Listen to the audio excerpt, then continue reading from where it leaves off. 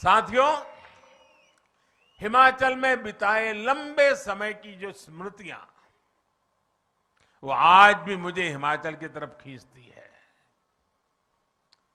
और ऐसा बहुत कम मिलता है कि कोई ऐसा प्रधानमंत्री हो जो एक राज्य को इतनी बारीकी से जानता हो। ये मेरा सौभाग्य है कि मैं हिमाचल के हर गली मोहल्ले को जानता हूं।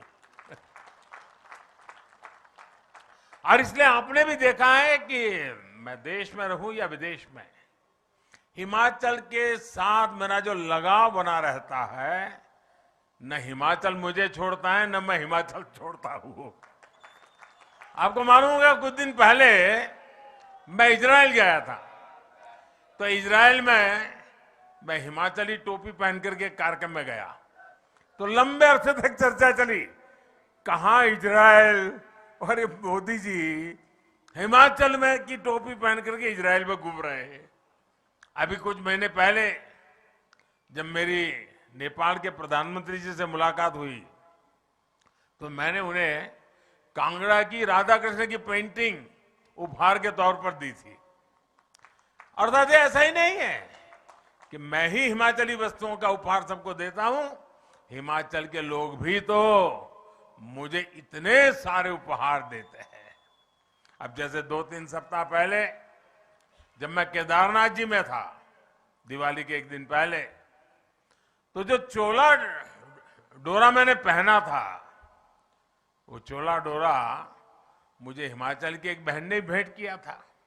और तब मैंने उनसे कहा था कि मैं किसी ठंडे कार्यक्रम में, ठंडी होगी जहां जाना होगा, मैं जरूर आपका एक जो गिफ्ट भी मुझे दिए मैं जरूर पहनूंगा। और मैंने पहना केदारनाथ में।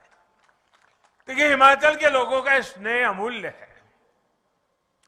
इस ऋण को भी कभी मैं चुका नहीं सकता जी। मैं बार बार कोशिश करता रहूंगा, लेकिन हिमाचल का विकास करके, हिमाचल के लोगों का जीवन आसान बनाकर मैं अपना ये दायित्व निभाने के लिए हर पल तैयार हूं। साथियों, हिमाचल को आज जिसकी सबसे ज्यादा जरूरत है वो है राज्य को स्थायित्व देने वाली भाजपा सरकार। भारत ने 80 के दशक के बाद से 3 दशक तक, 30 साल हमारे बर्बाद हो गए। आपने देखा होगा, दिल्ली में अस्थिरता रही, सरकारें आती थी जाती थी, आती थी जाती थी, बार बार चुनाव होते थे, हजारों करोड़ रुपए का बर्बादी होती थी, न नीतियों में स्थिरता, सारा माहौल बिगड़ चुका था। इतना बड़ा देश, कई बार चुनाव हुए, देश का हजारों करोड़ रुपए का व्यय हो गया भाइयों। अगर यही स्थिति बनी रही, इस अस्थिरता के समय देश नीति के मामले में, निर्णयों के मामले में, विकास के मामले में पिछड़ गया और दुनिया भारत की तरफ से उदासीन हो गई।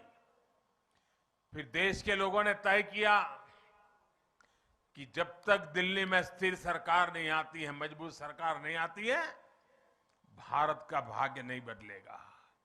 और इसका नतीजा ये हुआ कि आप सबने, पूरे हिंदुस्तान ने 2014 में हमें इतने आशीर्वाद दिए, और हमने भी आपने जो जिम्मा दिया उसको 2014 से 2019 दिन रात मेहनत करके आपकी अपेक्षाओं को पूरा करने में कहीं पीछे नहीं रहे।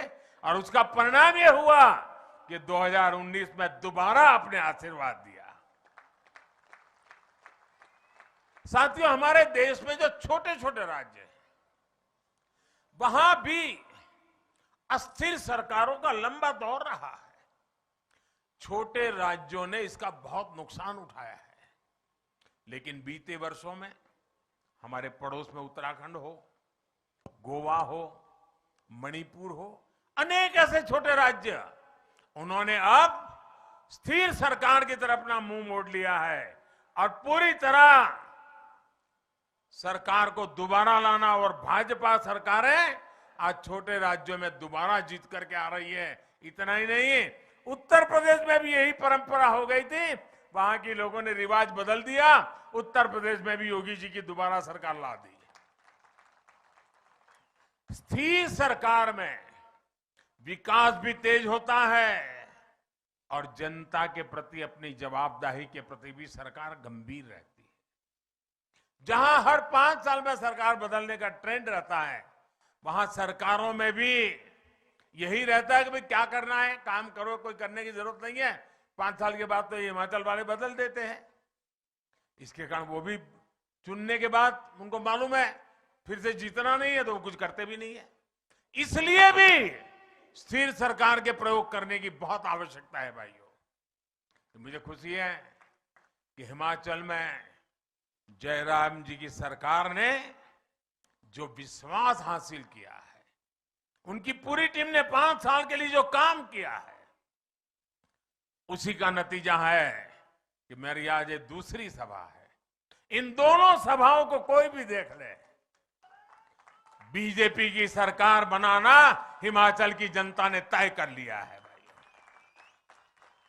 हिमाचल में भाजपा सरकार अपने कार्यों का हिसाब भी दे रही है और सरकार में वापसी के लिए भी उतनी ही प्रतिबद्ध है। और साथियों, हम ये भी समझना होगा कि अस्थिरता से फायदा किसका होता है। कांग्रेस के वर्षों के शासन में हमारे यहां ऐसे अनेक स्वार्थी तत्व और ऐसे अनेक समूह पैदा हुए, वेस्टेड इंटरेस्ट ग्रुप पैदा हुए, जो भारत को अस्थिर देखना चाहते हैं, जो हिमाचल जैसे राज्यों को अस्थिर देखना चाहते हैं, और इसलिए वो स्थिर सरकार होने ही नहीं देते, हवा फैला देते हैं। देश के छोटे छोटे राज्य हमेशा इन स्वार्थी समूहों के निशाने पर रहे हैं।